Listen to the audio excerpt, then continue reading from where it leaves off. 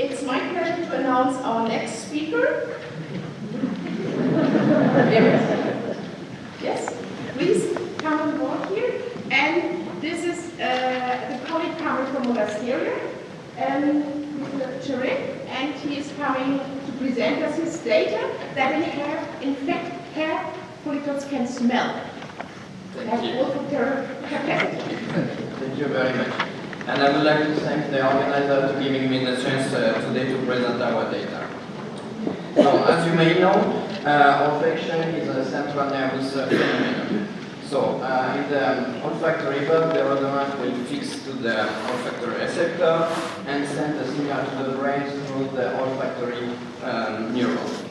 And it has been shown recently that many non-neuronal cells can engage in chemosensation, in particularly in peripheral tissue, for example in human skin, where you can find a different cell population like dendritic cell, melanocyte, and in particular keratinocyte that has been shown recently by the team of our collaborator, Professor Hat, to express one specific receptor, so namely OR2AT4.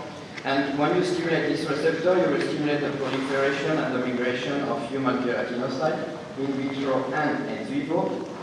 And in addition, when you activate this receptor by a synthetic sandalwood odorant, so sandalor, you will accelerate the re-epithelialization of wounded human epidermis ex vivo, as well as stimulate the CIMP-dependent pathway and the phosphorylation of air and PCGF kinase. So, from this data, our question address was to know if human hair follicles can engage in olfactory-mediated chemosensation, and if yes, for what? So the first result, we look already if this specific olfactory receptor was expressed by human hair follicle, and indeed it is. So it's expressed in the bulbar and suprabulbar area of the hair follicle. That are two regions that usually are not exposed to environmental odorant. So the next question was to know why this specific olfactory receptor was expressed there. And the first experiment we did is to look at the expression of this receptor between anagen and catagen. And we showed that this olfactory receptor was preferentially expressed during anagen. So it means that this receptor has an expression hair cycle dependent and can have an effect on the hair cycle of the hair follicle. So our hypothesis was that the activation of this olfactory receptor by sandalor could either induce catagen or inhibit catagen. So we treat human hair follicle with sandalor, and indeed the activation of this specific receptor prolongs the anagen phase significantly, and when you co-administrate this agonist with the specific antagonist phenylalanine, you reverse the effect. So this suggests a specific effect of the sandalor.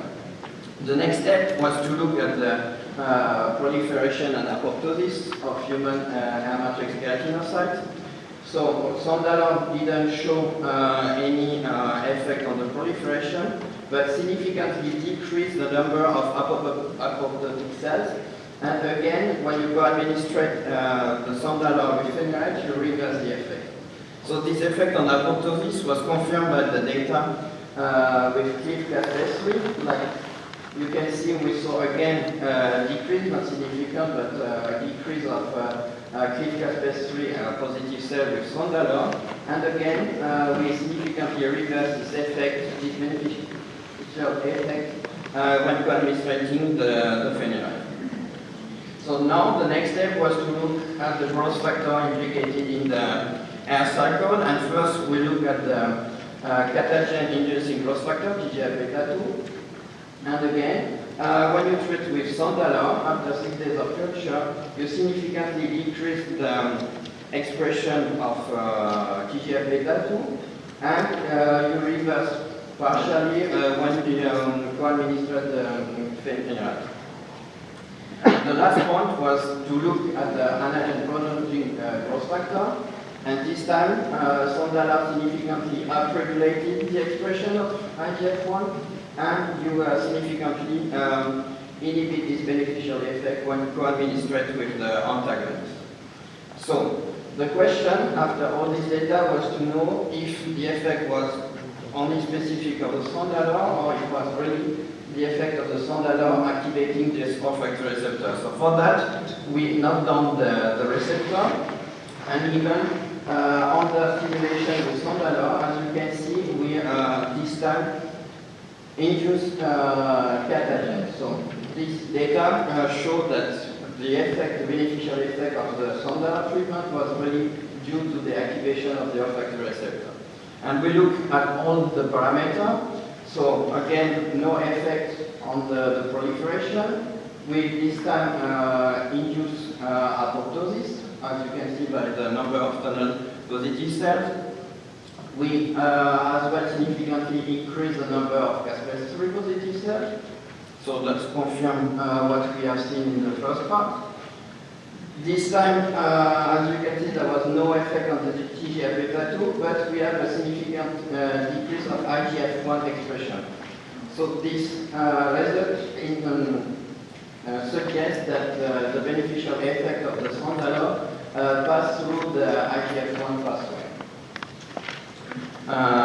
So in summary, all this data, so we showed that when you activate the receptor with the Sondala, you will inhibit the catagen induction.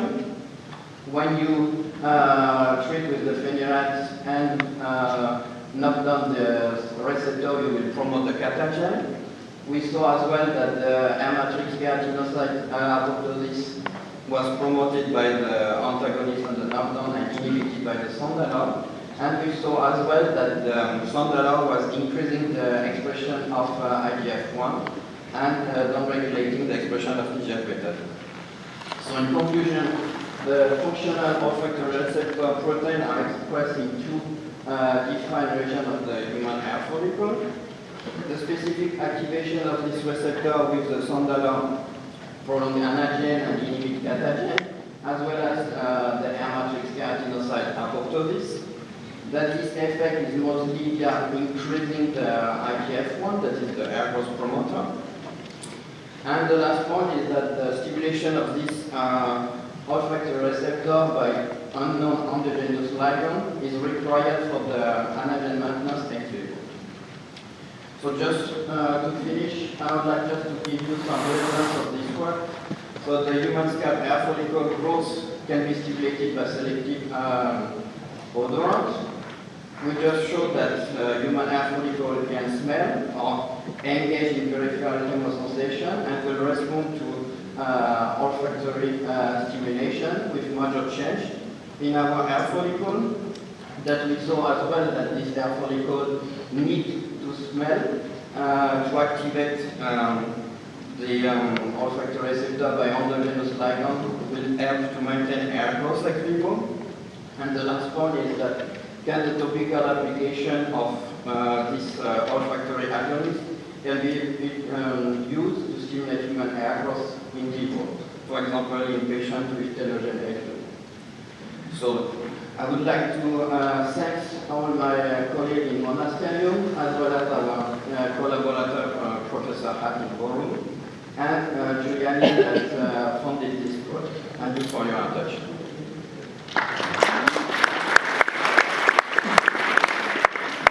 Thank you very much for this interesting presentation. The paper is open for discussion. So, in fact, the question, is this positive of shampooing every day with a perfumed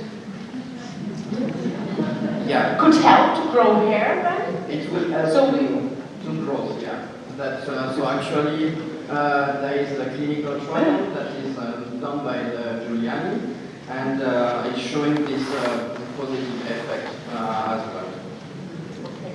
So another capacity of our hair follicle, besides being a sensitive organ, a smell organ, it's fantastic. And that's why we are all here. So if there are no other questions, thank you very much once again. And